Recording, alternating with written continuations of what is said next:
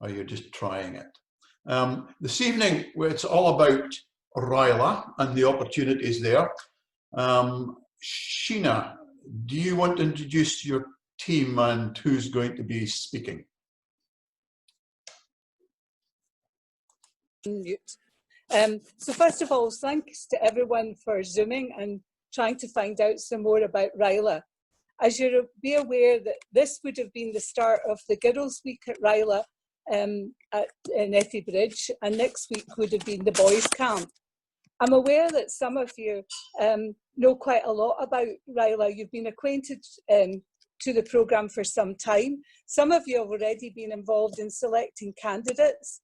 Some of you have visited the camp on the morning that we usually have their visitors, and others may have heard from former candidates when they've come to speak to the club.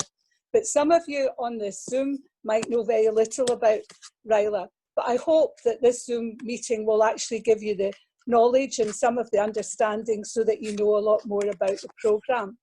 I'm delighted that I'm joined this evening by Roz from the Girls' Camp and Gavin, who leads the Boys' Camp.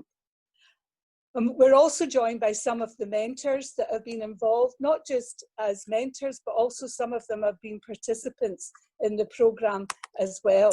So the plan for the Zoom meeting is, first of all, a very short introduction from me, a presentation by a former RYLA girl and mentor, Fiona Campbell, who I think is going to share a screen and do a talk with you. Mike Ringu will give you advice on how you can recruit candidates for this next year's RYLA camp. And there will also be an opportunity for you to ask questions, which we hope we'll be able to answer. Finally, I will explain what we're doing to try and help you in your role as a RYLA coordinator in your club. But first of all, RYLA, I think you'll all agree, is a unique self-development course that has been part of the RI programme for almost 50 years. In fact, I think it's 50 years next year we'll be celebrating. It gives people, young people, the opportunity to develop their leadership and team working skills in a supportive atmosphere. It's not a pass or a fail course, and youngsters can be as successful as they're willing to be. They're encouraged to stretch themselves and to discover abilities beyond their perceived limitations, as former candidates will tell you. The Cairngorm National Park is used to provide activities that highlights the problems of leadership and allows each youngster to take on a leadership role. Feedback is given by Abernethy staff and mentors, and this allows them to learn things from a wider perspective. Every year the programme is reviewed. It doesn't stay the same, and it continues to evolve to ensure that the content and the activities remain relevant and provide value for money to clubs. I would now like to hand over to Fiona, who's one of our former RYLA participants, who has enjoyed the programme so much that she's come back as a mentor. So I think Fiona is going to share your screen. I am indeed. There we go. Thank you very much, Sheena. Lovely introduction there. Oh, trying to see if I can get my computer to actually work. Oh, it's coming back.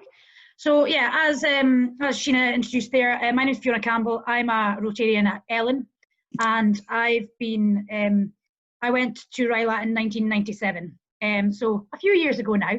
That's me right in the very middle of the group of girls, and that's us on our camp in 1997. I then went away, finished school, went away to university, worked all over, and then ended up coming back. And it was actually Hilary Gordon that introduced me back to RYLA. And asked me to be a motivational speaker. So since 2012, I've been doing one of their talks every morning.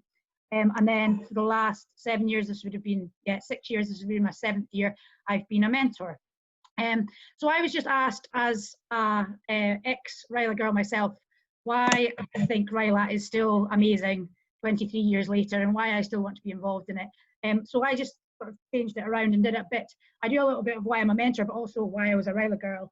And my motivational talk to the girls is usually about what I've learned from RYLA, the skills and things like that, and then what I've done with my life afterwards and how I've used the skills that I've learned.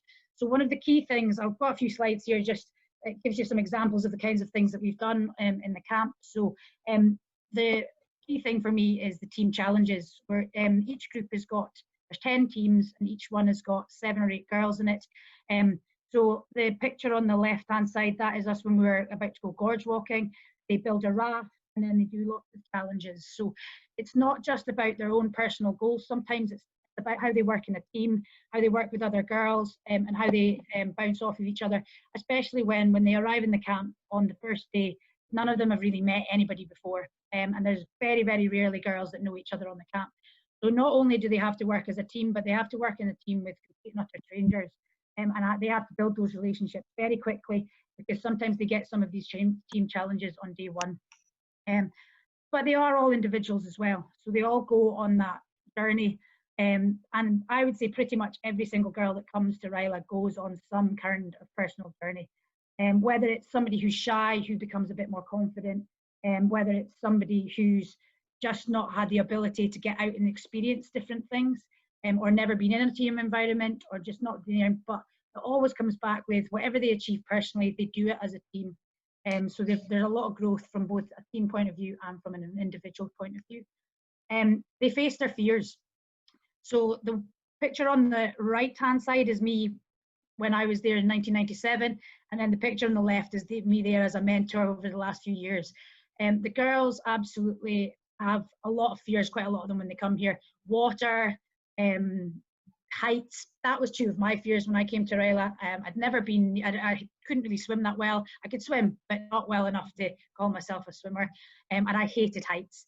And yet I did rock climbing, I did abseiling, I go gorge walking, I would do all of these things. So it's a great way of facing your fears. And I've gone on and used that. So I do sometimes do stage management, so I climb up ladders and I do all of these things. And I don't think I would have done half of these things if it wasn't for the things I learned here at RYLA. They test themselves. They don't get to back out. It's a team thing. So if one backs out, then they let the whole team down. And they let themselves down as well. So we don't just ask them to sit in their comfort zone the whole week. We really test them. We want to show them that they can be leaders and that they've got potential. Again, we've got pictures there. That's us at the top of the Cairngorms, where we walk in. Quite often the weather is, considering it's July, quite often the weather is quite murky and cold. So it can be a bit of a test to get ourselves up to the top of the Cairngorms. They have a lot of challenges, either personal ones when they're fighting, doing some challenges they've not done before, or like here, there's them climbing across a net, there's them got a bucket of water and they're doing these things. They have to get that bucket of water from one end to the other end as a team. So again, it's always about individual, but always about bringing them in as a team and testing them. And they learn new skills. So most of the girls, when they've come, have done very little of the activities that we do. Some of them come with maybe doing 1 or 2 of them, but we do a different activity every single week. So they will almost always learn at least one new skill while they're there. So it could be tying knots on a raft, it could be belaying on an abseil wall, or it could be those the one down the bottom in the middle. That is, I should never really show this picture because that's showing them how this challenge is done.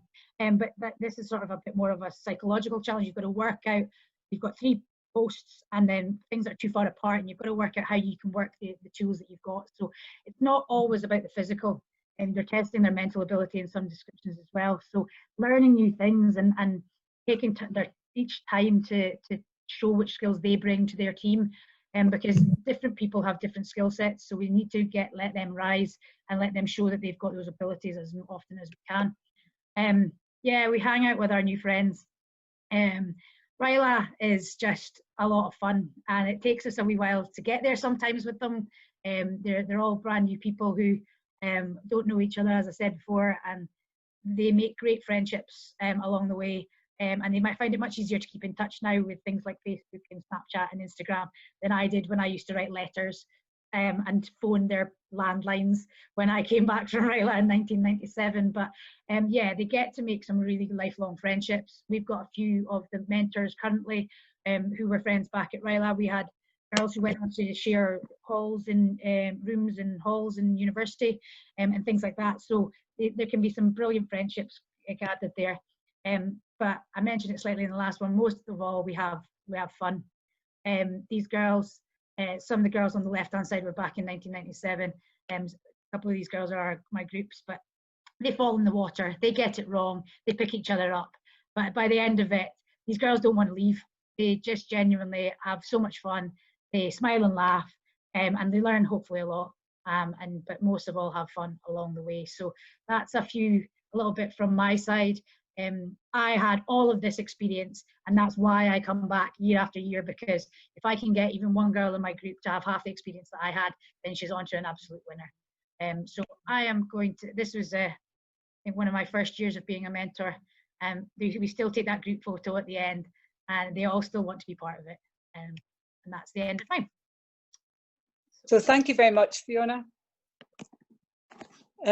Now, this is a time when we should all, as a club, should actually start thinking about how they're going to recruit. So I'm now going to ask Mike Ringu, who I believe should also maybe be trying to share a screen, to give you some information about recruitment. So is he there? Yes, am I? Can you hear me? Is the main thing? Yeah. Yep. Yes. Excellent. Okay. Righty-ho. So I've been a mentor now since Ros persuaded me to go along in 2013. I went because she'd come back from 4, high as a kite, happy as Larry, having done things that she'd thought she was incapable of. And I decided I wanted some of that. So since 2014, I've been mentoring with Gav and Ian, who I see there, and the rest of the chaps, and I thoroughly recommend RYLA and its value to everybody. It has been an amazing experience for me. I know it's an amazing experience for everybody who's been. So my presentation is, I'm moving on from how good it is to focusing on how we can keep it going. So I'm going to do the technical bit now and try and do the screen share thing. There we go, slideshow.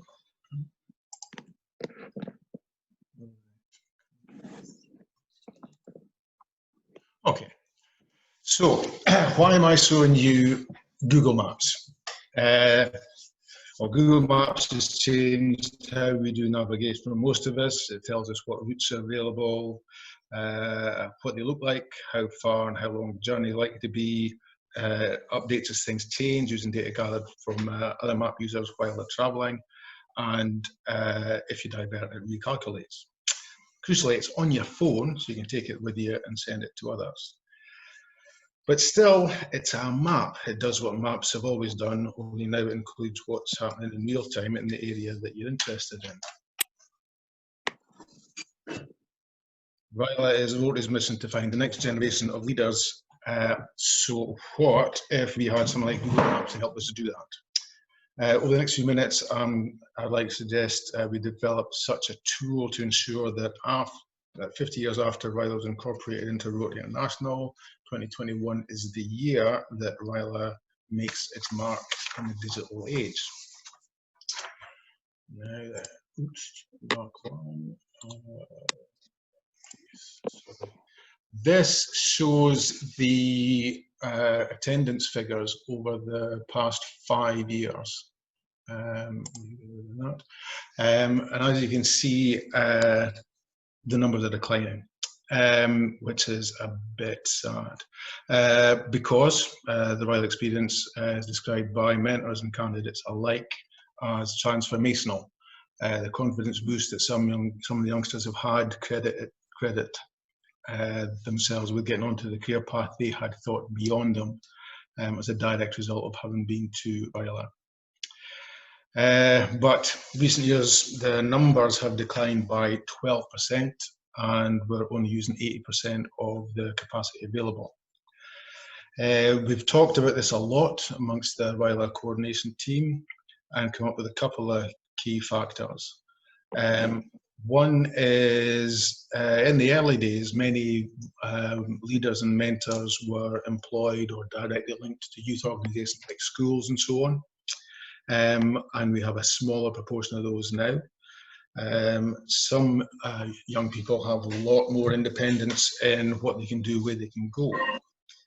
However, over the past 5 years, 526 young people have had their lives transformed through the combined efforts of Rotarians, mentors, and the Abernethy instructing team. And given the feedback we get from the candidates who've been there, it would be a tragedy if that number was to reduce any further.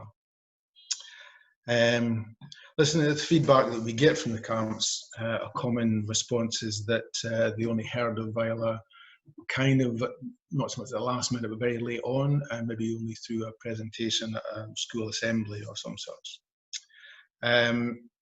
We've kind of shifted from a self-propagating network of youth connections and school connections that we could use to reach out to candidates.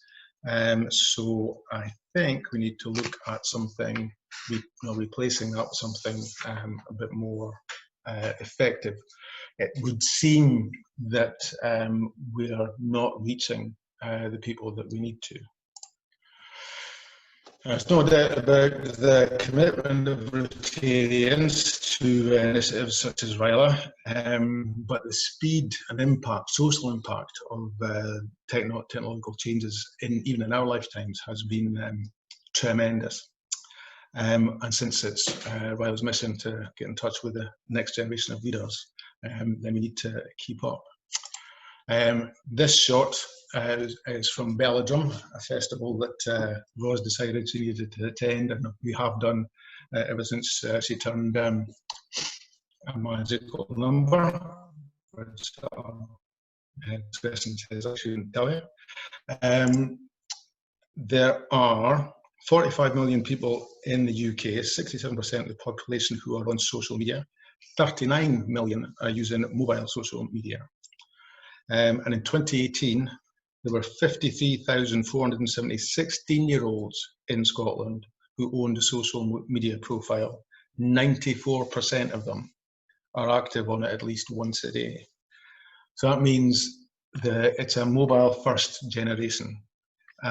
So if we don't focus on that and kind of tailor our message to it, then it's fairly certain that we won't be reaching the right people in a way that helps them. So the social media revolution, if you like, isn't anything new. I'm very conscious that Rotary have a strong social media presence. But I would argue that until now, the communication aspect of it is something that hasn't been made the most of. So exactly as we're doing just now, Zoom meetings mean that we can talk face to face across the country, across the globe even, in a way that we couldn't before. I think that RYLA can reap extra benefits from this because we rely on the coordination of efforts of individual clubs who have different priorities, various budgets, scattered as far as field as Central Scotland all the way up to Orkneys and Shetland. We need to make the most of those diverse ideas, but that makes it complicated. I think Zoom and social media are the tools that we can use to get that across better. So I think together we could develop our own Maps app, if you like, to engage with both clubs and candidates, and thereby ensure that we reach and nurture as many future leaders as possible, particularly fulfill the capacity that we have. And these online tools make it easier for us to navigate the obstacles and difficulties along the way. So this notion will take a bit of time and perhaps some outside expertise to bring together, but we've a year to build a collaboration that will make 2021 a truly golden year and perhaps set the standard for years to come. So our hope is that the leadership and RYLA trustees will agree to encourage club conveners to work with us to develop a social media campaign using Zoom as a collaboration platform. That's what this is all about. So thank you very much for the opportunity, and I will now hand you back to Sheena. Would you unshare your screen then, please? There we go. Thank you. Right. Well, obviously, one of the things that we have to do as a district is we have to look at how we're actually going to try and recruit. And one of the things is we're obviously going to have to look at different ways that we recruit. In the past, a lot of this has been done by just simply going and handing over responsibility for the school. The one thing I would say is the recruitment has to start very early, and people should already be thinking about contacting maybe youth organisations, which might be running over the summer, to see if they could find youngsters that might be willing to take part in RYLA. So what I think I'll do, Ken actually started, there was a question I noticed came up in the chat box. I think it came from Gordon Brewster. Do you want to put your question to the team, Gordon? Sure, will do. Yeah. I'm assuming I'm unmuted now. It just occurred to me as you were going through the presentations, and thank you so much for that. I thought they were very good. But as you were going through them, it occurred to me about marketing and promotion of RYLA, and maybe trying to have some video testimonials, marketing collateral. Do we have to try and enable clubs to promote this quite effectively, this project? Things such as video testimonials from previous RYLA attendees, because sometimes that can be much more effective than Rotarians standing up in front of a group of kind of school children or RYLA age candidates, if they're actually hearing it from the horse's mouth, so to speak. Thanks, Keith. Yeah, we don't actually have video testimonials, but that is something we could maybe try and gather. We actually have a Facebook page for the girls, and I think there's one for the boys as well, and we could try through that and the alumni page to get some testimonials that could be used. So that's something we could certainly think about.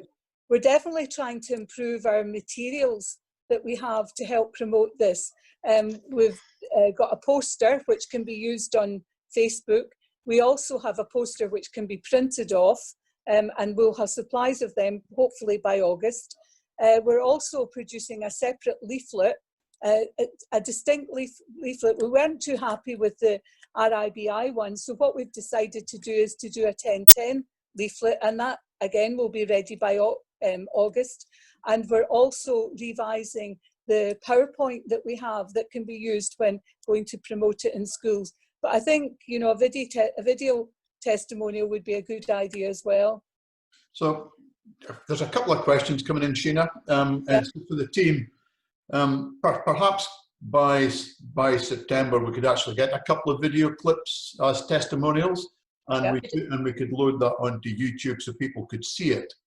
There was a question from Hillary in Ithan Valley about what's the capacity, and it's 75 per week.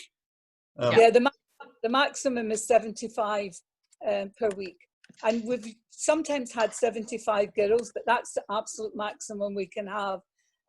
We've never had 75 boys, so it would really be nice to see some more boys taking part.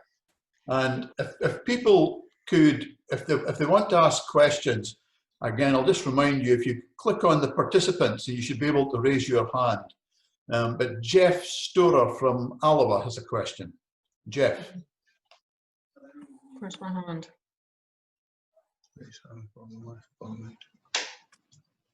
You're muted at the moment, Jeff. You'll need to unmute. Yeah, my apologies. I should have unmuted myself. In past participants that we've had from Alloa have questioned the validity of continuing to have single-sex camps, and certainly our most recent participants suggested that that might be a block to some people coming forward.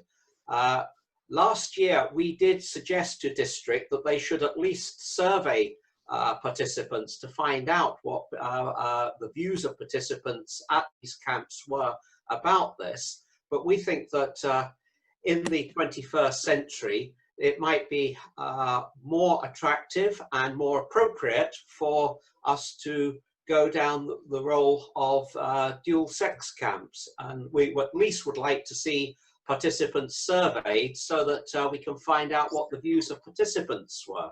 And we were disappointed last year when nothing further happened about that. And we would like to see at least consulting with the people who've attended these camps to see whether the experiences that were described by our participants were shared by other people attending the camps.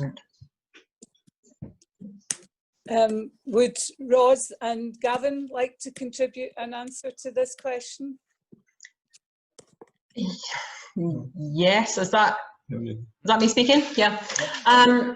There was a survey done recently within the last 3 years, and it did come back conclusively that the girls and the boys, and I think Gav can probably speak after myself, were far more comfortable in a single-sex camp. That was actually quite unanimous, and that survey has been circulated. Perhaps you haven't seen it, but I'm very happy to circulate it again. It was provided by 2 Rotarians who are not involved with RYLA, so it was Ros, quite independent. Okay. Ros, can I say that the people who did it were John Constantine for the Inverness Loch Ness Club, and the other one was Andrew from the Banff, who's now in the Banff Club, Andrew Simpson, who used to be head teacher at Elgin High School. Yeah. So they were totally independent, and they did a report which actually said that the candidates who were part of that year's cohort were very happy with the way that the camp was. We actually do a survey of both camps at the end. Perhaps that's something we could collate and circulate to you if that would be of interest to you. Well, I would certainly appreciate that, because we did not get that information back from district, and it would be nice to know. But certainly it was the strong views of the 2 participants most recently that they felt that there was little validity in having, indeed there would be benefits in having dual sex. Now their views were that's only 2 participants, and I accept that there will be many different views and there will be different views on it. But given that most organizations are looking at different approaches now, and I mean, there have been, anyone who has had any involvement, particularly with the Scout movement, knows that those activities.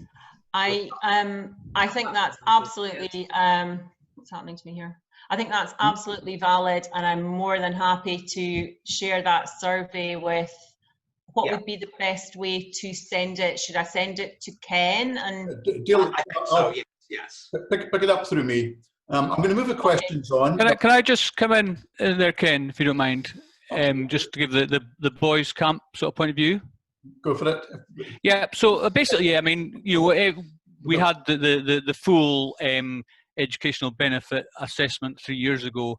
We also do speak to all the boys and get feedback.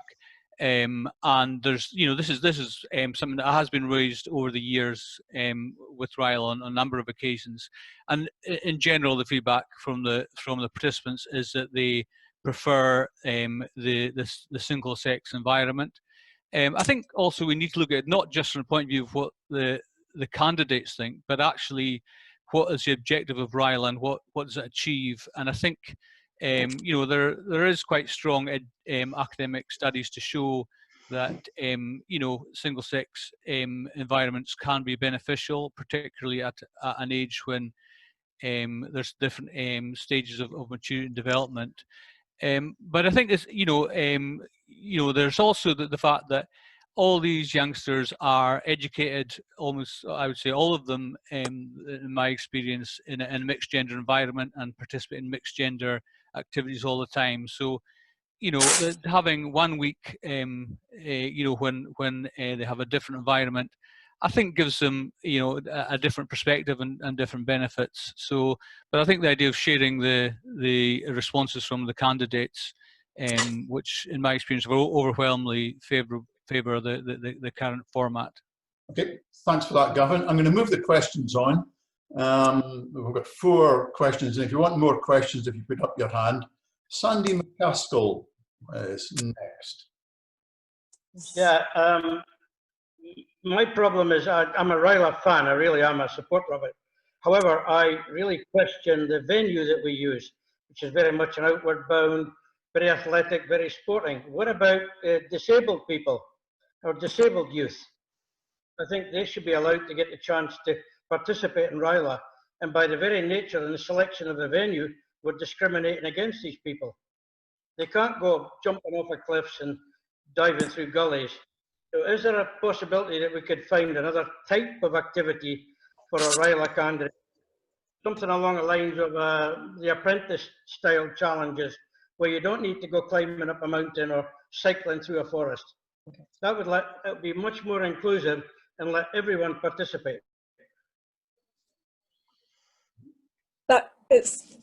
That's quite a difficult thing. We do have people with disabilities. We've had people, for example, deaf.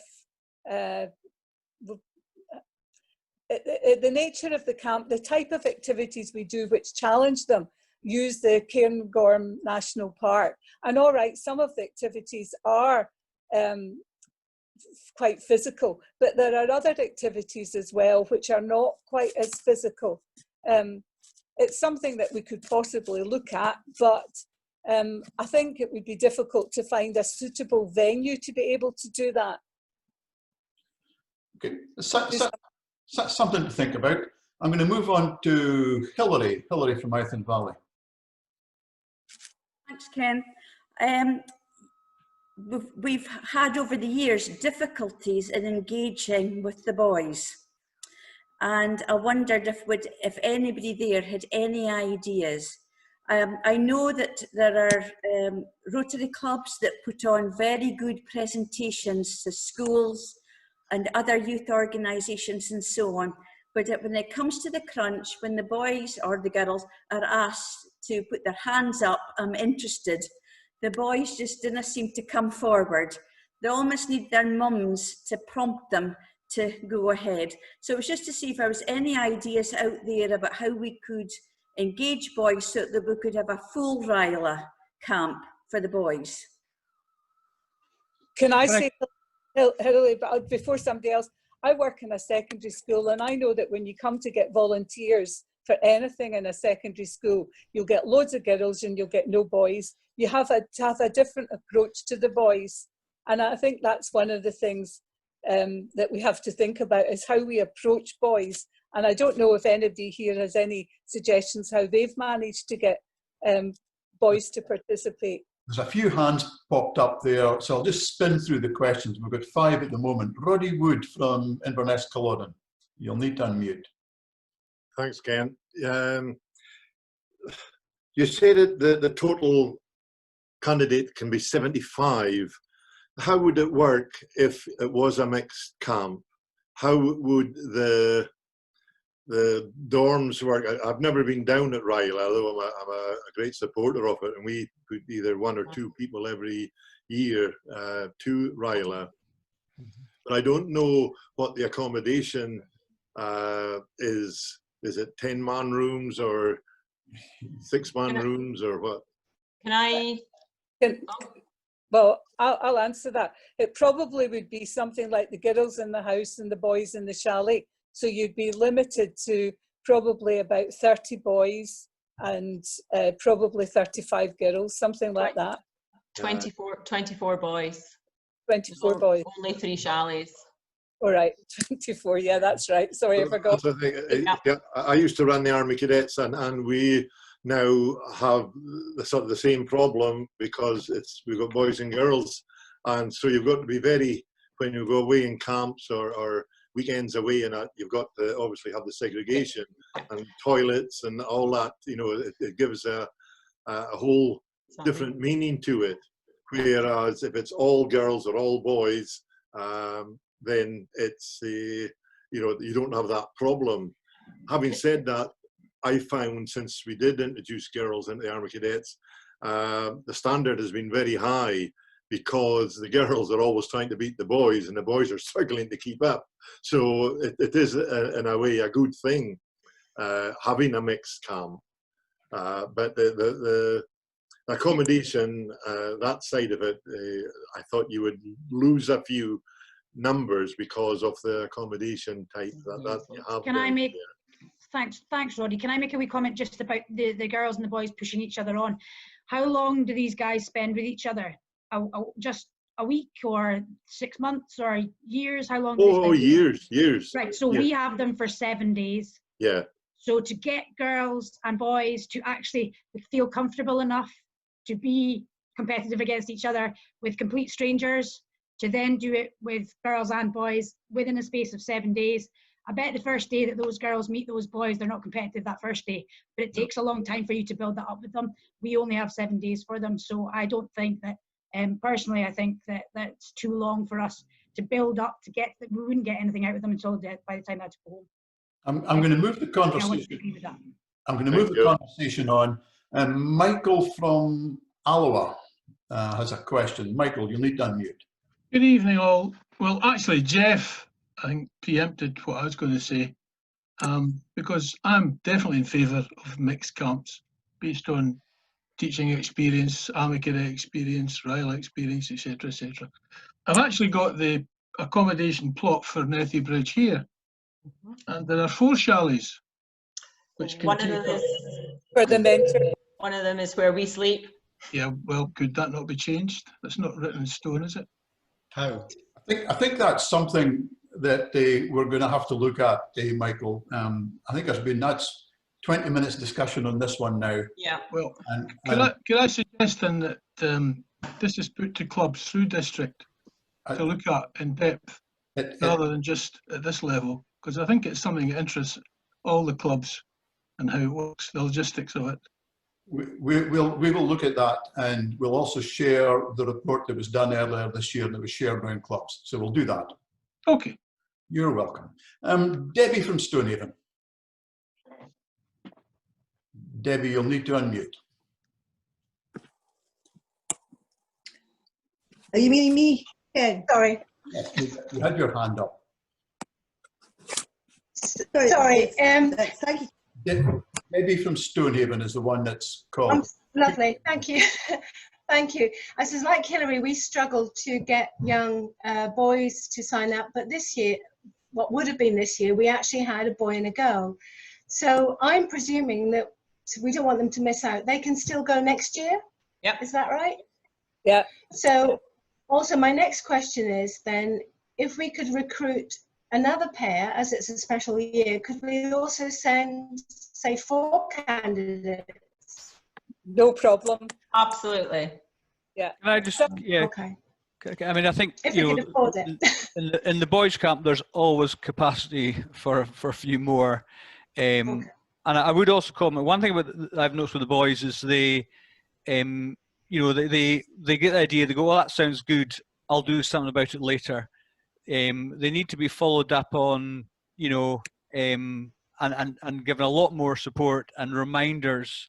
Every year there's usually one boy who completely forgets about it and arrives late, sometimes more than one. So it is a reality that the boys are a slightly less organised, need a bit more hand-holding.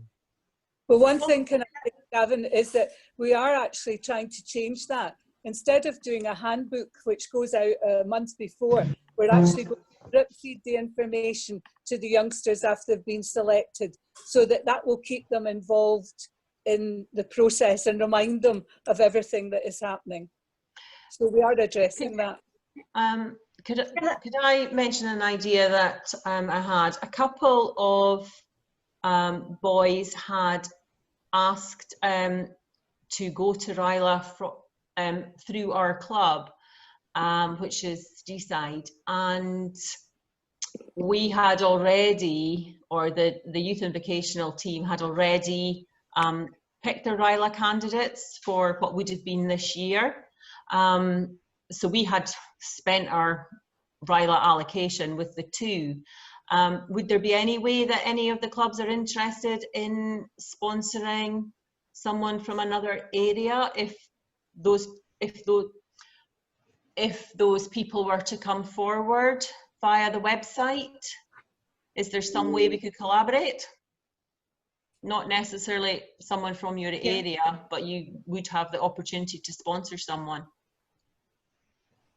And nowadays they could report back to your club in a Zoom type way or something different. Back in Fraserburgh, we had the help of Bucky Club when we were let down at the last moment about 2 or 3 years ago on the RYLA thing. It's a very good idea.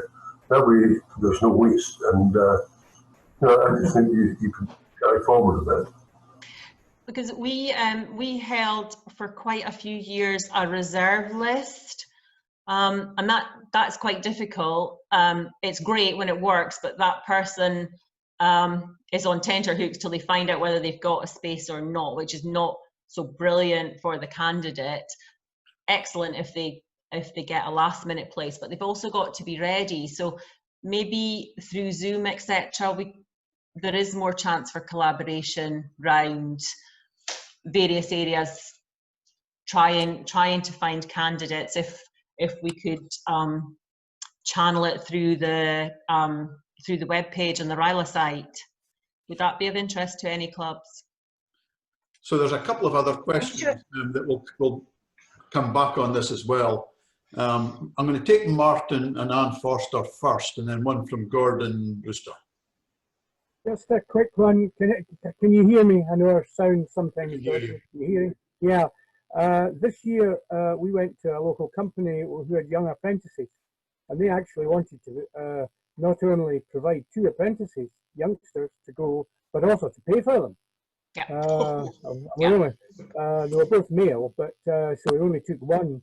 But it's quite a thought, you know. It's a real win-win situation. That absolutely. So just pass that on. Thank you. Excellent idea.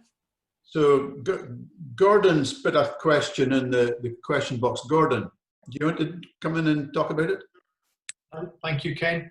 Just a question again, it occurred to me. I'm just interested to know how clubs might well promote this to given year groups in schools. Do you actually go into schools and make a presentation to a group of boys and girls within the relevant age range, or do you tend to write to a school contact, a head of department or something like that, or the headmaster or rector of the school, and ask them in turn to promote that, the head teacher or whatever? I'm just curious to know what you might do there.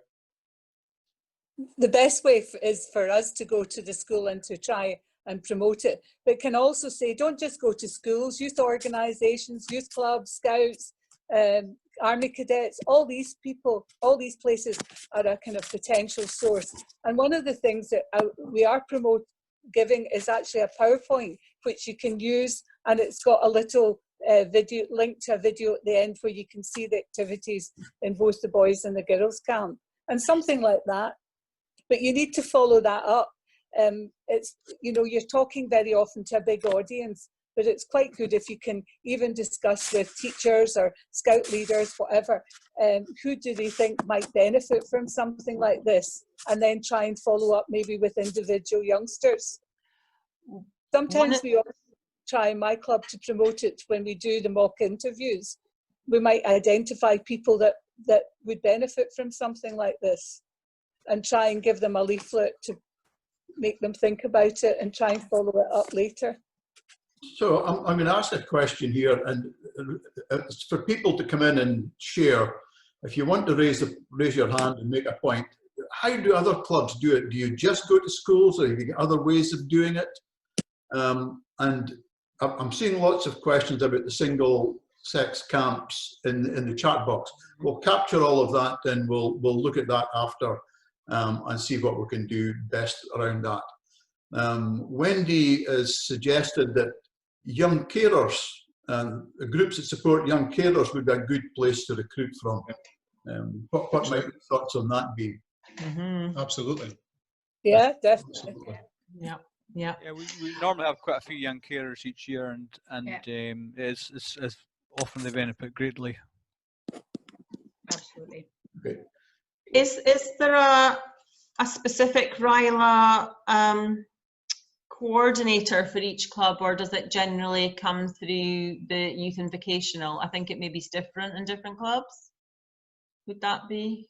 I would guess. Well, I would guess a lot of clubs are very different. If people disagree with me, put up your hand and let me see. Raise your hand under participants. One thing I would put in, I've seen that's when some clubs have been struggling. I've gone and suggested that we could, let's go and ask Air Cadets or the Army Cadets if we're needing more boys or girls or whatever. And rather than going into the academies and going into schools, but try some of the youth organisations, whether it's scouts or guides or whatever. And that's quite often been successful. Yeah, Ken, can I just say, I mean, I was, when I was recruited to RYLA, which was in 1985, it was the Air Cadets I was recruited through. So I think that's definitely an area, because the schools sort of, wind down, but the cadets are someone who can basically chase you up. And also employers, I'd reiterate that, apprentices who've got an employer and a boss who basically says to them, this is good for you, go if they're suitable. Yeah. And go on. Sorry, I also think if we can move the recruitment slightly further forward, so it doesn't start Christmas, January, which quite a few clubs, that's their sort of regular recruitment time. If we can move it forward in the year, then it generates its own interest and there are more people aware of it. They're not so tied up in end of term exams, whether they're going to uni, depending on their exam results. So they are more interested earlier in the school year rather than when they're starting to get really involved in schoolwork. Okay, that makes a lot of sense. And I guess if you get in there and get a hold of them early in September, October, November, they've not planned their holidays in July when the Scots schools break up. Yep. So some people are saying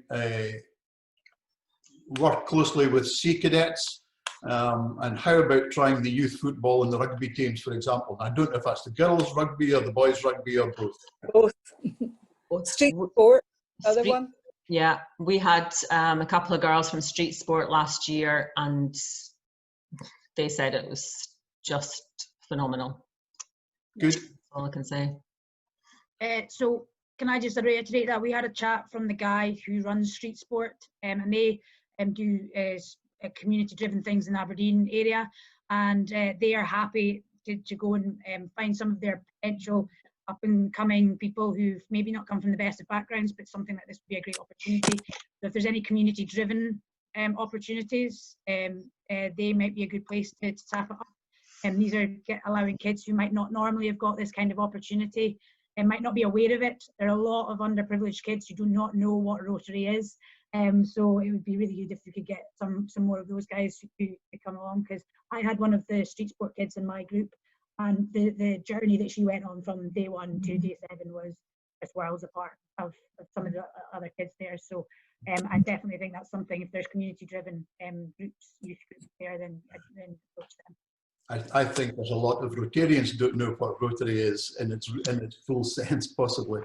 There's a question from Gordon about what is the timetable for this. Gordon, do you want to come in?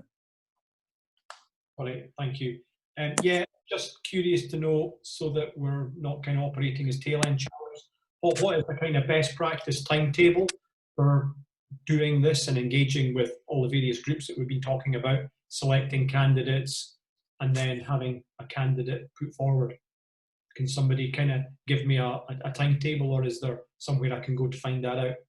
Well, the first payment of the deposit is actually the 31st of January. So we would hope by January, most people will have identified people that they're going to put forward to RYLA so that they can pay their deposit. And the second payment is actually in April. So really your target should be before Christmas to find your candidates. Okay, thanks very much for that. I'm going to take one. Sorry, Ros, do you want to come in? No, sorry, that was just not muted. I'm going to take one last question from John Milne. I'm just conscious of the time. Right, am I unmuted, Ken? You are. Right. Could I just say to the clubs taking part and briefly put on my membership district hat it would be really helpful if we could develop the ways in which clubs keep in contact with our RYLA candidates. I've been involved with the membership team since 2016, looking at how we could develop alumni in 1010.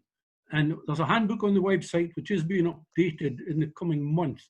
But it would be really helpful, because if we could find a way through clubs of maintaining contact with RYLA candidates, and then that begins to come to us at district, potentially we've a way of identifying a core group or a nucleus of a group that potentially could become a new Rotaract club within 1010, but we cannot do that without the information.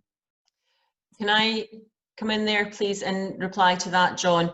There is a RYLA alumni group at the moment for the past candidates from 2013 to current.